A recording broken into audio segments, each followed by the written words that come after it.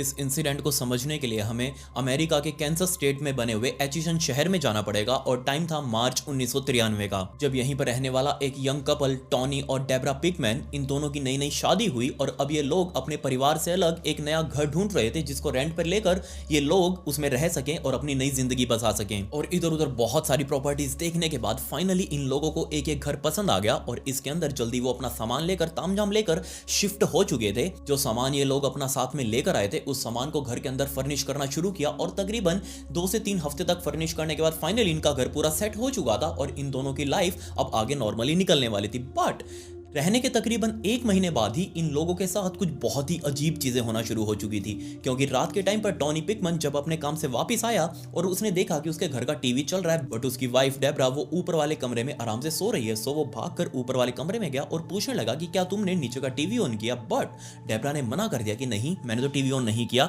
लेकिन टॉनी ने कहा कि नीचे टीवी तो चल रहा है, हो सकता है तुम उसको चलाकर भूल गई हो। लेकिन डेब्रा ने साफ मना कर दिया कि मैंने शाम से अभी तक कोई टीवी देखा ही नहीं, मेरी तबीयत आज थोड़ी सी ढीली है इसलिए मैं आराम से ऊपर ही सो रही हूँ, मैंने टीवी ऑन नहीं किया। खैर इन दोनों ने इस बात को इग्नोर किया। नीचे जाकर टॉनी वापस उस टीवी को बंद करके अपने ऊपर वाले बेडरूम में आराम से जाकर डेब्रा के साथ सो चुका था। बट उससे ही अगली सुबह जब टॉनी वापस नीचे आया और उसने देखा कि टीवी अभी भी चल रहा है, वो वापस अपनी पत्नी ऊपर डेब्रा के पास गया और डेब्रा को बोलने लगा कि डेब्रा क्या तुम रात को उठी थी, क्योंकि टीवी अभी भी ऑन है और मैं रात को उसे ऑफ करके आया था। डेब्रा ने मना कर दिया कि नहीं, मैं रात को नहीं उठी, मैं तुम्हारे साथ सो रही थी, मुझे नहीं पता टीवी के साथ क्या बीमारी है। सो उनको लगा कि हो सकता है कोई फॉल्टी वायरिंग का ये काम हो, कहीं बिजली की कोई कनेक्शन वगैरह में दिक्कत आ गई हो। सो उन लोगों ने इलेक्ट्रिशियन को भी फोन किया। इनफैक्ट वो लोग जब नीचे गए अपने कमरे से बाहर निकलकर और टॉनी ने जब रात के टाइम पर टीवी ऑफ किया था उस टाइम पर अपनी गाड़ी की चाबी टीवी के बराबर में ही रख दी थी और ये बात टॉनी को बिल्कुल अच्छे से याद थी। लेकिन जब वो सुबह उस गाड़ी की चाबी को उठाने के लिए गया उसको वहां गाड़ी की चाबी मिली ही नहीं।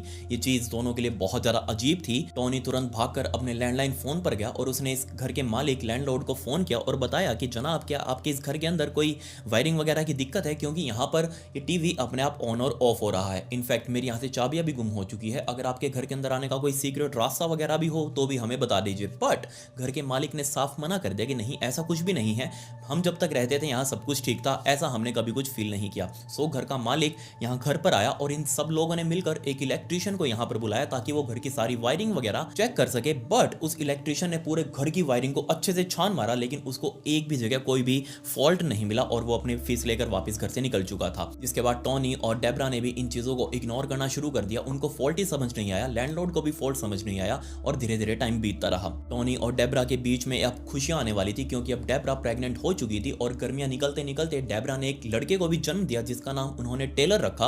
अब 3 लोगों का ये परिवार इस घर के अंदर अपनी जिंदगी निकालने वाला था। घर में नई नई खुशियां आई थी, घर में बच्चे के लिए बहुत सारे खिलौने भी आए और इन लोगों ने बच्चे के लिए एक अलग से कमरा तैयार किया जिसके अंदर उसके सारे खिलौने वगैरह वो पूरी नर्सरी सी तैयार कर दी जिसके अंदर ही अपने छोटे से बच्चे को पालने वाले थे। बट यहाँ दिक्कत ये हुई कि इन लोगों ने टेलर की नई नई फोटोज वगैरह बनवाई और उस फोटो को जब टॉनी खुद अपने घर की दीवारों के ऊपर फ्रेम कर रहा था तब टॉनी को वो फ्रेम टांगते टांगते साइड में फील हुआ कि कोई शेडो सी है जो उसके साथ में इसी कॉर्नर में खड़ी है और जब उसने उस शेडो की तरफ घूम कर देखा वो शेडो वहां से गायब हो चुकी थी। टॉनी को लगा कि उसका ये वहम है और वो अपने फ्रेम के अंदर उसको ठोकने में कंटिन्यू करने लगा। बट इतने में ही उसको बराबर वाले कमरे में से एक छोटी सी बच्ची के रोने की आवाज सुनी। वो तुरंत अपने फ्रेम को वहीं छोड़कर सीढ़ी से नीचे उतरा और उस कमरे में गया जहां से वो आवाज आ रही थी। बट अंदर कोई भी मौजूद नहीं।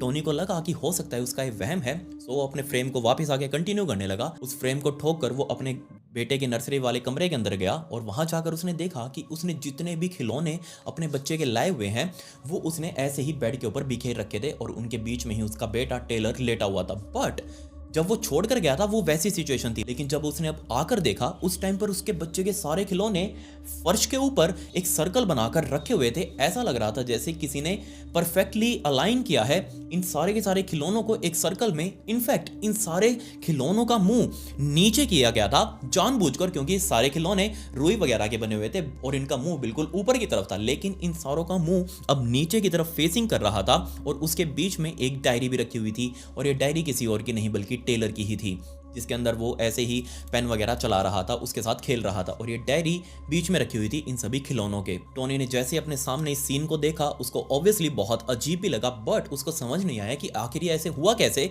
हो सकता है टोनी का सगा भाई एलन, जो कि 2 घर छोड़ के यहीं रह रहा था पास में ही, हो सकता है एलन इस घर में आया हो चोरी छुपके से, और उसको पहले से ही प्रैंक वगैरह करने की आदत है, हंसी मजाक करने की आदत है। तो हो सकता है एलन यहाँ पर आया हो और उसी ने प्रैंक करने के लिए टोनी और डेब्रा के साथ टेलर के ऐसे सारे खिलौने उठाकर उनको सर्कल में नीटली अरेंज किया हो। सो मन में ही हंसते हंसते टोनी ने वो सारे खिलौने उठाए, वो डायरी उठाई और वापस अपने बेटे वाले बेड के ऊपर रख दी और वहां से वापस बाहर निकल गया। आकर नीचे उसने अपनी पत्नी डेब्रा को बताया कि ऐसे ऐसे ऊपर कोई प्रैंक करके गया है हमारे साथ, हो सकता है एलन आया हो, उसको प्रैंक करने की आदत तो है ही। डेब्रा ने भी कहा कि हाँ हो सकता है, बट मुझे पता नहीं चला, वो बहुत ही चालाक है, चोरी छुप के आता है और चला जाता है। दोनों इस बात के ऊपर हंसने लगे और थोड़ी देर बाद डेब्रा वापस अपने बेटे वाले कमरे में गई उसको दूध वगैरह पिलाने के लिए। बट जैसे उसने दरवाजा खोला, सामने वही सारे खिलौने वापस नीचे एक सर्कल में नीटली अरेंज करके रखे हुए थे, और वही डायरी जो कि उसके बेटे की थी, टेलर की, वही डायरी दोबारा से इस सर्कल के बिल्कुल बीच में रखी हुई थी। सभी खिलौनों का मुंह भी नीचे उसी डायरी की तरफ फेसिंग किया हुआ था। ऐसा कैसे हो सकता है? ये चीज़ डेब्रा देखकर बहुत ज़्यादा हैरान हुई। उसने तुरंत अपने बेटे को उस बेड से उठाया, वापस नीचे लेकर आई, टोनी को बताया कि दोबारा से ऊपर वो सारे खिलौने जो तुम रख के आए थे बेड के ऊपर, वो नीचे सर्कल में पड़े हुए हैं, नीटली रखे हुए हैं। बट ये चीज़ दोनों के लिए बहुत ज़्यादा अजीब। दोनों फिर से हंसने लगे कि एलन दोबारा से हो सकता है किसी और रास्ते से चोरी छुप के घर में आया हो और हमें पता ना चला हो और वो हमारे साथ प्रैंक करके गया हो। अगला दिन आ चुका था और अगले दिन की दोपहर आते आते टोनी, डेब्रा और उनका बेटा टेलर, ये तीनों घर पर ही मौजूद थे। और तभी इनके घर की बेल बजी और जैसे ही टोनी ने दरवाजा खोला, सामने उसका सगा भाई एलन वो मौजूद था और उसको देख के ही टोनी बहुत ज़्यादा हंसने लगा। उसको अंदर बुलाया, अंदर लिविंग हॉल में सोफा के ऊपर बैठाया और डेब्रा और टोनी और उनका बेटा टेलर ये तीनों सामने बैठ चुके थे और एलन से बातें करने लगे। अब हंसते हंसते टोनी ने मजाक ही मजाक में एलन को बोल दिया कि एलन, मुझे तुम्हारी हाथ की सफाई बहुत ज़्यादा पसंद आई, हमें पता ही नहीं चला कि कब तुम आकर हमारे घर में अंदर वो सारे खिलौनों के साथ छेड़खानी करके गए और कब हमारे साथ ये प्रैंक करके चले गए। सच में तुम्हारी कारीगरी को मानना पड़ेगा। बट एलन ऑब्वियसली बहुत ज़्यादा कंफ्यूज, उसने बोला टोनी को कि नहीं, मैं तो नहीं आया। बट ये चीज़ सुनते ही टोनी बोला कि नहीं, तुम मजाक कर रहे हो, क्योंकि हमें पता है तुम ही हमारे साथ प्रैंक करके गए हो, तुम्हें प्रैंक वगैरह करने की बहुत गंदी आदत है। टोनी ने दोबारा सीरियस नोट पर एलन से पूछा कि एलन, क्या तुम सच में नहीं आए घर में? तुमने हमारे साथ कोई प्रैंक नहीं किया? एलन ने क्लियर कट मना कर दिया कि नहीं, अगर किया होता तो मैं अभी तो उसको एडमिट कर लेता, बट मैं सच में नहीं आया, और अगर आता तो ऑब्वियसली आपको बता कर आता। यहाँ तुम्हारे घर के अंदर घुसने का कोई दूसरा रास्ता ही नहीं है, तो तुमने कैसे सोच लिया कि मैं तुम्हारी नज़रों से चोरी छुपे घर के अंदर घुस सकता हूँ? ये बात सुनते ही टोनी और डेब्रा दोनों को ही बहुत ज़्यादा टेंशन शुरू हो चुकी थी। जिसके बाद टोनी ने एलन को वो सारा किस्सा समझाया कि उसके साथ क्या हुआ है, और पलट में एलन ने कहा कि टोनी, मेरे पास एक कैमरा है, तुम उस कैमरे का यूज़ करो, जो भी कुछ अटपटा या फिर अजीब तुम्हारे घर के अंदर होता है उस चीज़ की फोटोज़ वगैरह क्लिक करो, ताकि हमें पता तो चल सके कि एक्चुअल में हुआ क्या है, क्योंकि सारी चीज़ें, सारा सामान ध्यान नहीं रहता कि कहाँ कब कहाँ उन्होंने क्या रखा था। सो तुम उस चीज़ की फोटोज़ वगैरह क्लिक कर लेना। टोनी को ये आइडिया बहुत अच्छा लगा और एलन तुरंत उस घर से बाहर निकला, अपने घर में गया, कैमरा उठाकर वापस इस घर में आया, टोनी को कैमरा दिया और उसको समझा दिया कि ऐसे ऐसे कैमरा चलाना है और सारी फोटोज तुम क्लिक करते रहना। टोनी ने कहा कि इस बात में देरी क्यों ना हम अभी से ही पूरे घर के हर सामान की फोटोज वगैरह क्लिक करनी शुरू कर दें। और जैसे इन लोगों ने अलग अलग फोटोज लेनी शुरू करी, तभी ये लोग ऊपर वाले उसी नर्सरी वाले कमरे में पहुंचे और उस कमरे में एक चेयर के ऊपर एक बड़ा सारा भालू टेडी बियर उस चेयर के ऊपर रखा हुआ था। और इनके देखते ही देखते, फोटोज क्लिक करने से जस्ट कुछ सेकंड्स पहले, वो टेडी बियर अपने आप नीचे आ गिरा। और ये चीज किसी को भी समझ नहीं आई कि आखिर इस भालू को क्या हुआ, ये कौन से नशे में है, ये अपने आप नीचे कैसे गिर गया। बट फिर भी उन लोगों ने उसकी फोटोज वगैरह क्लिक करी और सारी फोटोज क्लिक करने के बाद उनको एक बहुत ही अजीब सी, एक छोटी सी बच्ची के रोने की आवाज़ सुनाई दी। जब इन तीनों लोगों ने पूरे घर के अंदर छान मारा कि ये बच्ची की आवाज़ कहाँ से आ रही है, बट किसी को भी कोई सोर्स ही नहीं मिला कि आखिर ये आवाज़ कहाँ से आ रही है। सो डरते डराते तीनों लोग अपने घर से बाहर निकले, एलन की गाड़ी में जाकर बैठे, क्योंकि उनको कुछ भी सेफ नहीं लग रहा था आसपास। सो इनको सबसे सेफ गाड़ी ही लगी। तीनों लोग ये अपने बच्चे को साथ लेकर गाड़ी में जाकर बैठे और तभी टोनी को अपने कमर में ऐसा लग रहा था जैसे उसको किसी ने पीछे से डंक मारा हो और वो बहुत ही अनकंफर्टेबल सा हो गया, पीछे बैठे बैठे पीछे वाली सीट के ऊपर अनकंफर्टेबल सा हो गया। एलन ने पीछे मुड़कर टोनी से पूछा कि टोनी, क्या तुम ठीक हो? बट टोनी ने कहा कि नहीं यार, मुझे पता नहीं, पीछे कुछ बहुत ही अजीब सा चुभ रहा है। उसने खुद पीछे मुड़कर सीट के ऊपर देखा कि क्या पता कोई कील वगैरह या फिर कोई सुई वगैरह ना रखी हो, बट पीछे सीट क्लियर, कुछ भी नहीं था। लेकिन उसकी कमर के अंदर बहुत जोर से दर्द होने लगा। सो वो गाड़ी से बाहर निकला, उसने अपनी पत्नी डेब्रा को भी गाड़ी से बाहर निकाला और कहा कि मेरी शर्ट पीछे से ऊपर करो और देखो कि आखिर क्या बीमारी है।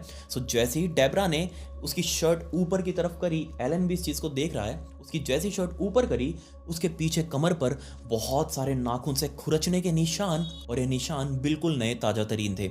जैसी ये चीज़ इन तीनों लोगों ने देखी, इंक्लूडिंग टोनी ऑल्सो, ये तीनों बहुत बहुत ज़्यादा हैरान हुए। उनको समझ ही नहीं आया कि आखिर ये निशान टोनी की कमर पर आए कैसे। एलन तुरंत गाड़ी चलाते हुए आगे अपने माता पिता के घर पर लेकर पहुंचा इन्हें, और इस मूवमेंट पर इस पूरे फैमिली को लगने लगा कि वो किसी बहुत ही ईवल चीज़ के साथ लड़ रहे हैं। टोनी और डेब्रा दोनों साइड में बैठकर सोचने लगे कि आखिर आगे उन्हें अब क्या करना है, क्योंकि उनके पास कोई घर नहीं है रहने के लिए और वो यहाँ माँ के घर पर ज़्यादा दिन नहीं रह सकते। उनको अपने ही घर में वापस जाना पड़ेगा। बट क्या सच में उनको अपने घर में जाना चाहिए इस छोटे से बच्चे को साथ में लेकर? क्योंकि हो सकता है जो भी चीज़ उनको नुकसान पहुंचाने की कोशिश कर रही है वो इस बच्चे के ऊपर भी कुछ ना कर दे। तीनों को बहुत ज़्यादा डर लग रहा था, बट फिर भी उनको कुछ ना कुछ डिसीजन लेना ही था। टोनी और डेब्रा एलन के पास गए और कहने लगे कि हमें आज की रात वापस यहाँ से निकलना होगा, क्योंकि हम यहाँ पर ज़्यादा टाइम पर नहीं रह सकते। हमारा सारा सामान हमारे घर में मौजूद है। और टोनी, एलन, डेब्रा वापस उसी गाड़ी में बैठे, वापस उसी घर में गए और उस रात आराम से जाकर सो चुके थे। बट अगले ही सुबह एलन दोबारा से टोनी वाले घर में आया उनसे मिलने के लिए और पूछने लगा कि रात कैसी कटी। टोनी और डेब्रा ने कहा कि हमें पूरी रात आवाज़ें आती रही, बहुत अजीब अजीब आवाज़ें, किसी के रोने की, किसी के हंसने की।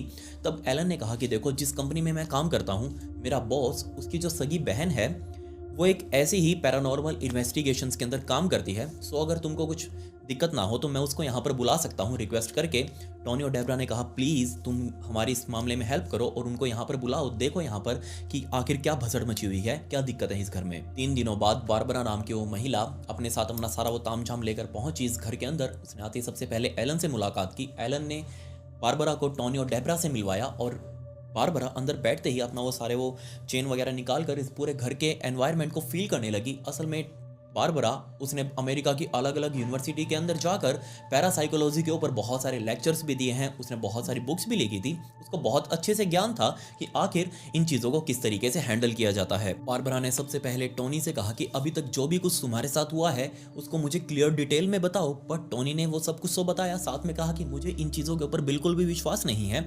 बट बारबरा ने उसे समझाया कि विश्वास किसी को भी नहीं होता, बट दिक्कतें ऐसी हो जाती हैं कि विश्वास करना पड़ता है। सो बारबरा को सब कुछ बताने के बाद बारबरा ने कहा कि मुझे उसी नर्सरी वाले कमरे में लेकर चलो, मुझे वहीं से शुरू करना है इस पूरे घर की तहकीकात। सो जैसे ये सभी लोग मिलकर बारबरा को उसी कमरे में लेकर गए, बारबरा ने जैसे ही कमरे के अंदर पैर रखा, इसने बहुत जोर जोर से खांसना शुरू कर दिया। ऐसा लग रहा था बारबरा को जैसे उसका कोई गला बहुत जोर से दबा रहा हो, उसको पकड़ रहा हो। बारबरा तुरंत बाहर की तरफ निकली और अपने कपड़े ठीक करते हुए उनको बताने लगी कि जो भी कुछ चीज़ यहाँ पर है, इस घर के अंदर मौजूद है या फिर इस कमरे में है, वो बिल्कुल नहीं चाहती कि कोई भी इस कमरे के अंदर आए या फिर उसके अंदर दखलंदाजी करे। ये सब बातें बारबरा उस हॉलवे में खड़े होकर बोल रही थी, उस नर्सरी वाले कमरे के बाहर खड़े होकर बोल रही थी। और तभी उसने सामने कुछ सेंस किया, और जैसे उसने सेंस किया, टोनी और डेब्रा को उसने साइड किया और सामने वो फील करने लगी। उसने कहा कि यहाँ पर एक नहीं बल्कि 2 स्पिरिट्स हैं। एक स्पिरिट वो जो इस नर्सरी वाले कमरे में है, और एक स्पिरिट सामने जो कि बिल्कुल भी खतरनाक नहीं है।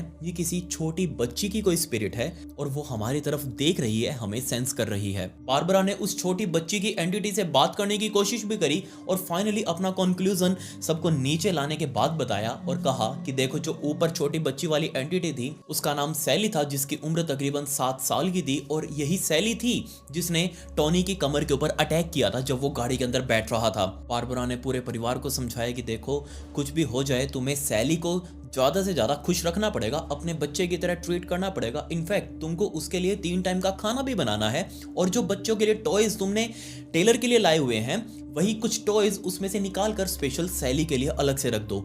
ये बात जैसे ही टोनी ने सुनी, उसको समझ नहीं आया कि आखिर वो कैसे रिएक्ट करे। उसने साफ मना कर दिया बारबरा को, नहीं, हमारे बस की ये सब चीज़ें नहीं है।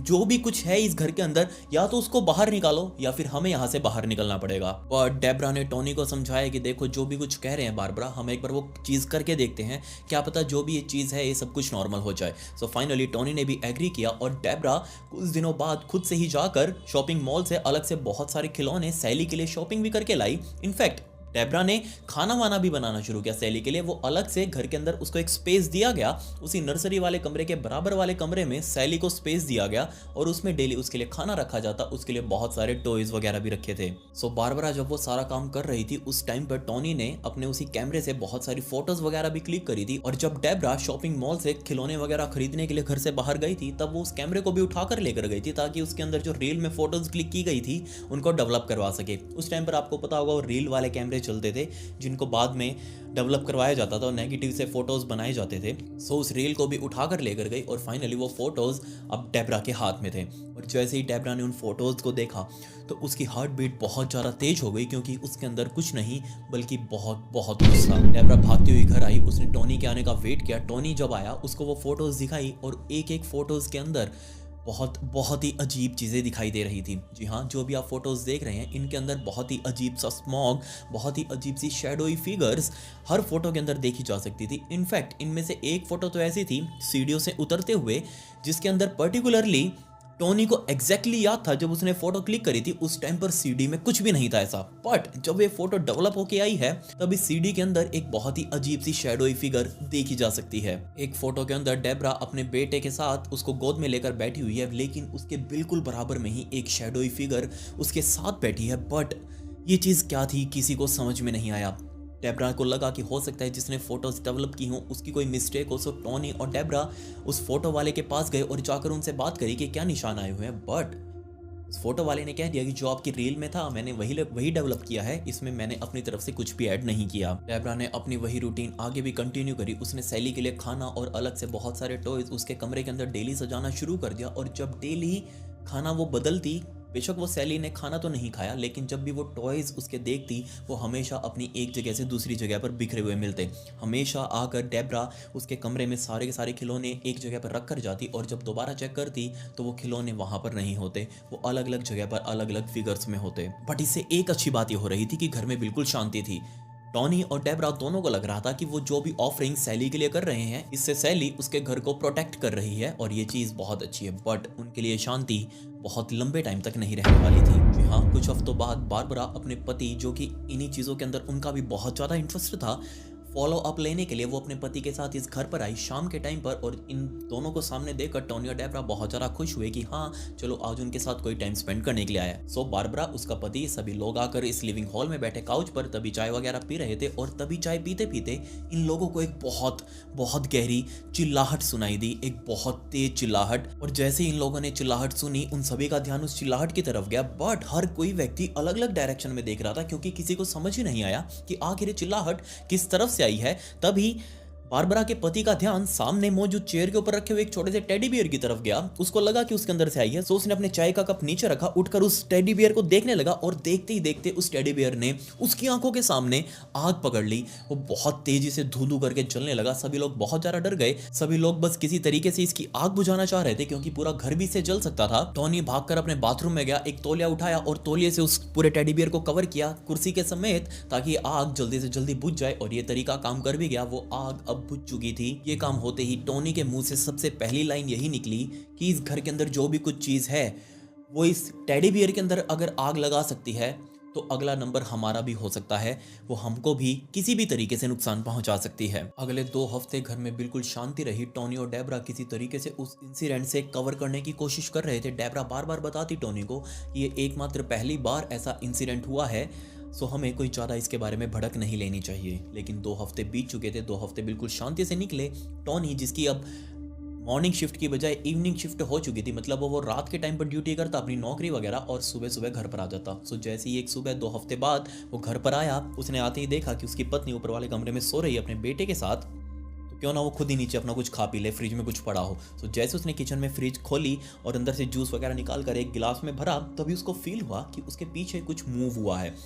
जैसे ही उसने पीछे मुड़कर देखा, एक बहुत बड़ी शैडोई फिगर, बिल्कुल डार्क रेड आईज, उसकी ऊपर की तरफ, छत की तरफ, और वो फिगर एग्जैक्टली टोनी की तरफ देख रही है। और जैसे ही टोनी की आंखें उस फिगर से मिली, उसके हाथ में पकड़ा हुआ जूस का गिलास वो नीचे की तरफ गिर गया और वो बहुत जोर से चिल्लाया। अब ना सिर्फ ये शैडोई फिगर यहाँ पर अकेली थी, बल्कि इसके साइड में सैली भी खड़ी हुई थी। वही छोटी सी बच्ची की एक क्लियर बिल्कुल क्लियर शैडो जिसको क्लियरली देख सकता था टॉनी। और इन दोनों को देखकर बहुत जोर से भागते हुए सीधा ऊपर की तरफ गया, अपनी पत्नी के कमरे में गया और जाकर उसको जगाया और कहा कि मैंने अभी अभी सैली को देखा। सैली के साथ एक बहुत बड़ी शैडो फिगर और भी थी जो कि उसके साइड में खड़ी थी। मैं जूस पी रहा था और मेरे पीछे ही वो लोग खड़े थे। टॉनी ने डेब्रा को बताया कि मुझे इस चीज़ की दिक्कत नहीं है कि मुझे शैडोई फिगर दिखाई दी, मुझे इस चीज़ की दिक्कत है जो सैली, जिसकी अभी तक सिर्फ और सिर्फ शैडो ही दिखाई दे रही थी, और क्योंकि बारबरा के पति को भी शैडो ही दिखी थी,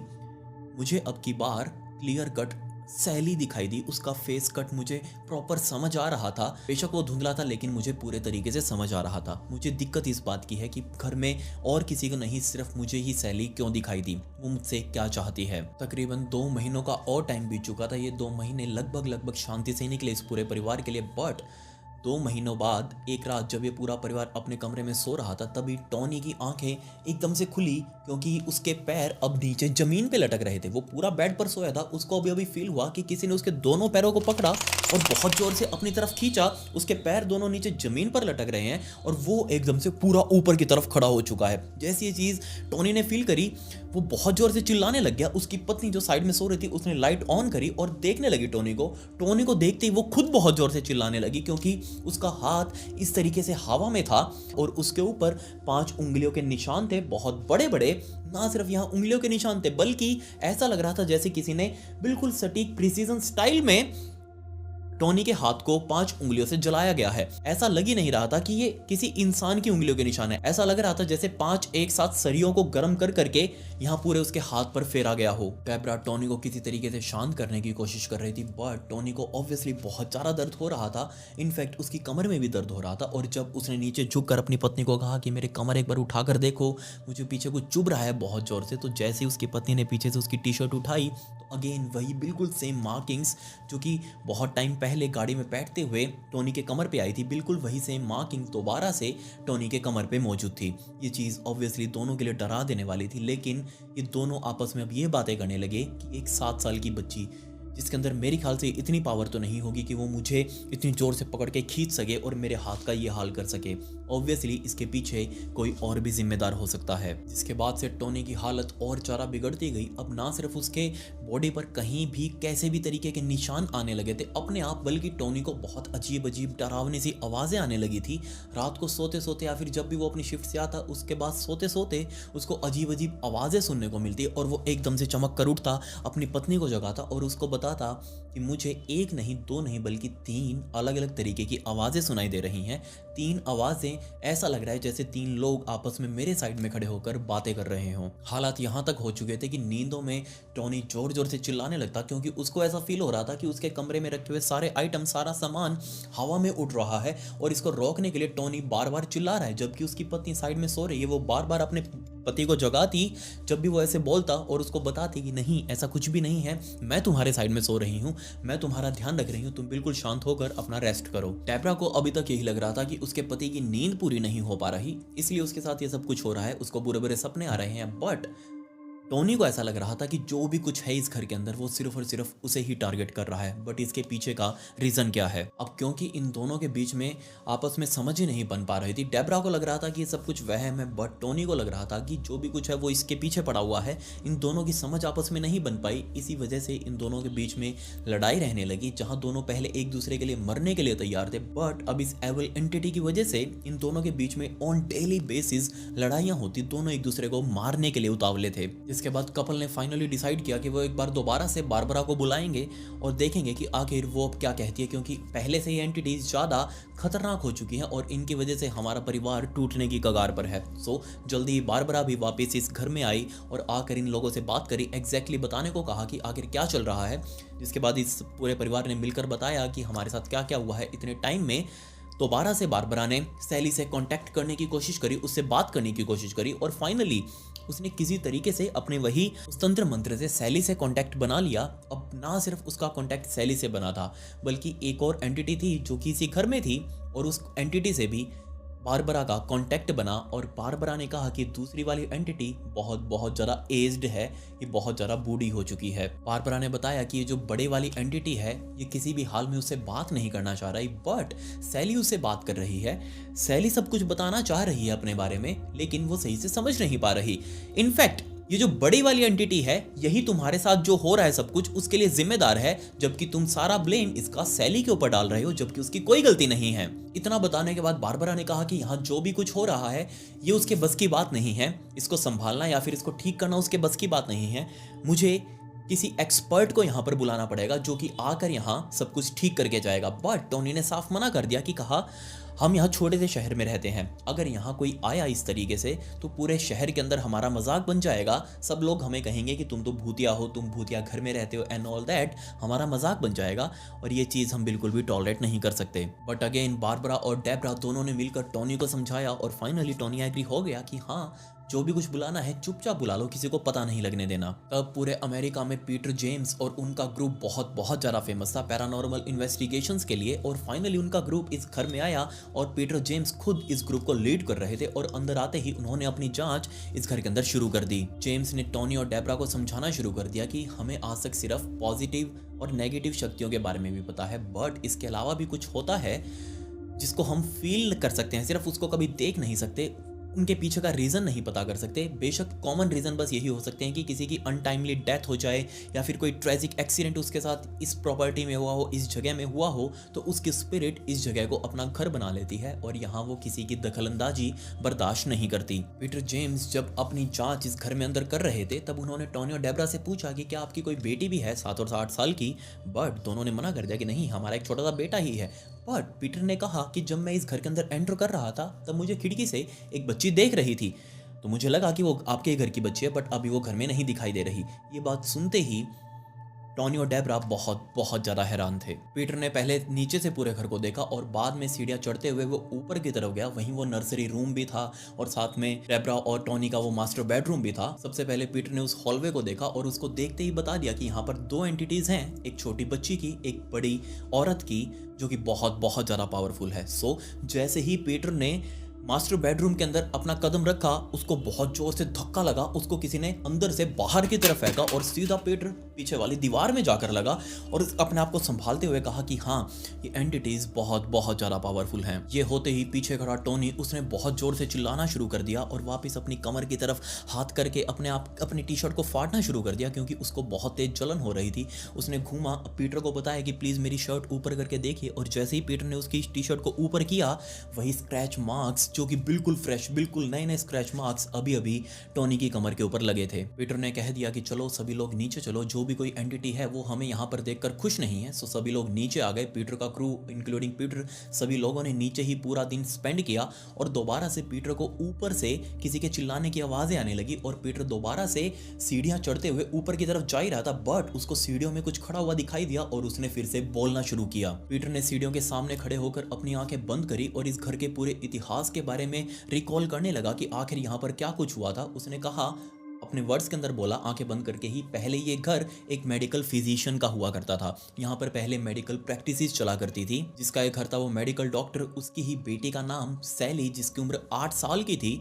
ये सब चीज़ें पीटर बोल रहा है। ऑन रिकॉर्ड पीटर ने सब कुछ बताया कि सैली, जिसको उस टाइम पर निमोनिया हो गया था, बट उसका पिता डॉक्टर होने के बाद भी अपनी बेटी को नहीं बचा पाया और उसकी इसी घर के अंदर ही मौत हो चुकी थी दम घुटने से, क्योंकि उसको सांस ठीक से नहीं आ रही थी। उसके फेफड़ों में बहुत बहुत ज़्यादा बलगम भर चुका था। ये सब बातें बताकर पीटर ने वापस अपनी आंखें खोली और आकर डेब्रा और टोनी को बताया कि देखो, इस घर में रहने के लिए हमें इस घर को पहले साफ़ करना पड़ेगा और साफ़ कैसे करवाना है, कब करवाना है, वो आप लोग डिसाइड कर लीजिएगा, हमें बाद में बता देना। ये बोलकर पीटर और उसका गुरु इस घर से बाहर निकल चुके थे। डेब्रा और टोनी, जिनके पास कोई खास पैसे नहीं जो वो इस घर को छोड़कर किसी और घर के अंदर शिफ्ट हो जाएं, वो यहीं पर पहले ही किराए पर रह रहे थे और ये किराया बिल्कुल मिनिमल था। इससे ज़्यादा वो किराया अफोर्ड भी नहीं कर सकते, उनको अपना परिवार भी पालना था। आने वाले दिनों में टोनी, जिसकी हालत और ज़्यादा बिगड़ती गई, उसको नींद रातों की उड़ चुकी थी, उसका चैन पूरा खत्म हो चुका था। इनफैक्ट अपनी पत्नी के साथ लड़ाई उसकी बहुत ज़्यादा बढ़ चुकी थी। अब तो बात मार पिटाई पर आ चुकी थी। जब भी उसको गुस्सा आता वो अपनी पत्नी के ऊपर हाथ साफ कर देता, उसको मार पिटाई करता उसके साथ। और फाइनली टोनी ने डेब्रा के सामने कन्फ्रंट कर लिया